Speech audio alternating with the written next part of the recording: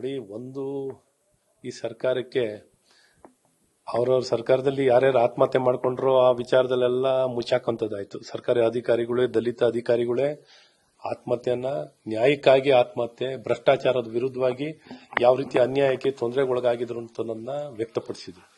ಅದಕ್ಕೆ ನ್ಯಾಯ ಕೊಡಲಿಲ್ಲ. ಇವತ್ತೇನು ಇಶ್ಯೂ ಡೈವರ್ಟ್ ಮಾಡಬೇಕು ಸರ್ಕಾರಕ್ಕೆ. Only thing is divert the attention. ನಮ್ಮ ನಂಬಿಕೆ ಕೇಂದ್ರಗಳ ಮೇಲೆ, ಹಿಂದೂ ಸಮಾಜ ನಂಬಿಕೆ ಕೇಂದ್ರಗಳ ಮೇಲೂ ಎಲ್ಲ ಒಂದ್ ಕಡೆ ಅನುಮಾನ ಹುಟ್ಟಿಸುವಂಥದ್ದು, ಇಲ್ಲಿ ನಂಬಿಕೆ ಇದೆ ಅನ್ನೋಂಥ ಪುಣ್ಯ ಸ್ಥಳಗಳಿದೆಯೋ.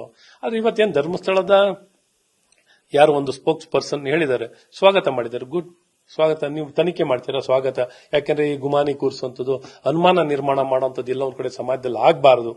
ಪಾರದರ್ಶಕ ತನಿಖೆ ಮಾಡ್ತೀರಾ, ಮಾಡಿ ಅಂತ ಹೇಳಿದ್ದಾರೆ. ಸೊ ಅವರೇ ಸ್ವಾಗತ ಮಾಡಿದ್ದಾರೆ, ಆಯ್ತು. ಆದ್ರೆ ಈ ಸರ್ಕಾರದ ಉದ್ದೇಶ ಏನು ಅಂತ ನಾನು ಹೇಳಕ್ ಇಷ್ಟಪಡ್ತೀನಿ.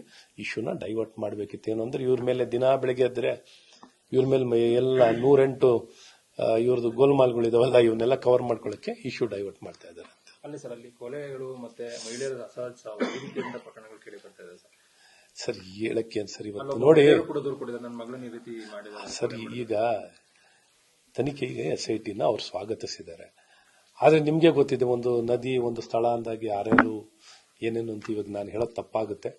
ಆದ್ರೆ ಇವತ್ತು ಇದಕ್ಕಿದ್ದಾಗೆ ಇವತ್ತು ಎಲ್ಲ ಹಲವಾರು ವರ್ಷದಿಂದ ವ್ಯವಸ್ಥಿತವಾಗಿ ಈ ನಂಬಿಕೆ ಕೇಂದ್ರದ ಮೇಲೆ ಅಪಪ್ರಚಾರವನ್ನ ಮಾಡಬೇಕು ಅನ್ನೋಂಥದ್ದು ಒಂದು ರಾಜಕೀಯ ಪ್ರೇರಿತವಾಗಿರೋದೂ ಇದೆ, ಇಲ್ಲ ಅಂತ ಏನಲ್ಲ. ರಾಜಕೀಯ ಪ್ರೇರಿತವಾಗಿರುವಂತದ್ದು ಇದೆ. ಆದ್ರೂ ಇವತ್ತು ತನಿಖೆ ಮಾಡಲಿಕ್ಕೆ ಸರ್ಕಾರ ಮುಂದೆ ಹೊಟ್ಟಿದ್ದಾರೆ, ಅದನ್ನು ಸ್ವಾಗತಿಸಿದ್ದಾರೆ. ಬಟ್ ಇವ್ರ ಇಂಟೆನ್ಷನ್ ಏನು?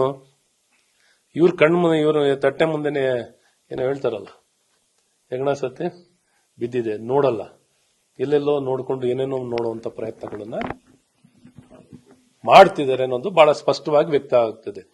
ಸೊ ಮಾಡ್ಲಿ, ಅವರು ಸ್ವಾಗತಿಸಿದ್ದಾರೆ. ವೆಲ್ಕಮ್ ಮಾಡಿ, ತನಿಖೆ ಮಾಡಬೇಕಾದ್ಯಾ ಮಾಡಿ ಅಂತ ಹೇಳಿದ್ದಾರೆ.